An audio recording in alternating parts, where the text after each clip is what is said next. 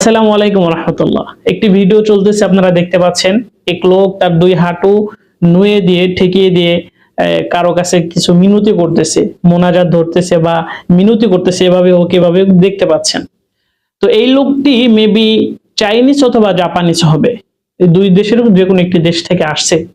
তো লোকটি হচ্ছে বিমানবন্দরে এখানে দাঁড়ানো। লোকটি হলো কাকুতি মিনতি করতেছে যে তার ফোনটি যেন ফিরিয়ে দেওয়া হয়। অবাক হলেন তো শুনে। এখন বলতে পারেন যে ফোনটি কি হয়েছে, তার ফোন আবার কি হবে? তার ফোন কি হয় এটা কি আপনারা জানেন না? আমাদের দেশের মানুষ, বিশেষ করে ঢাকার অঞ্চলে, ঢাকার ভিতরে ফোন, মানি ব্যাগ, হাত থেকে জিনিসপত্র এগুলো কি হয় আপনারা কিন্তু জানেন।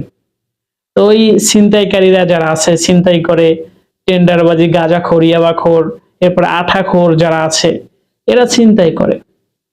লোকটি একটি অন্য দেশ থেকে আসছে ভ্রমণের জন্য বা যে কোনো কাজের জন্য আসছে জানি না, তবে লোকটির ফোনের ভিতরে হয়তো গুরুত্বপূর্ণ কিছু রয়েছে। লোকটি মানে কাকুতি মিনতি করতেছে যে আমার ফোনটা ফিরিয়ে দাও, আমার ফোনটা ফিরিয়ে দাও। মানে আমাদের, আপনারা চিন্তা করেন, মানে আমরা কতটা নরপিশাচ হয়ে গেছি এবং কতটা কমন সেন্সহীন, আমাদের মাইন্ড এতটা মানে নিচে চলে গেছে, আমরা এতটাই নিকৃষ্ট, এতটাই খারাপ হয়ে গেছি যে একটা বাহিরের লোক সে আমাদের দেশে আসছে অন্য দেশ থেকে, তার ফোনটাও আমাদের ছিনতাই করতে হবে।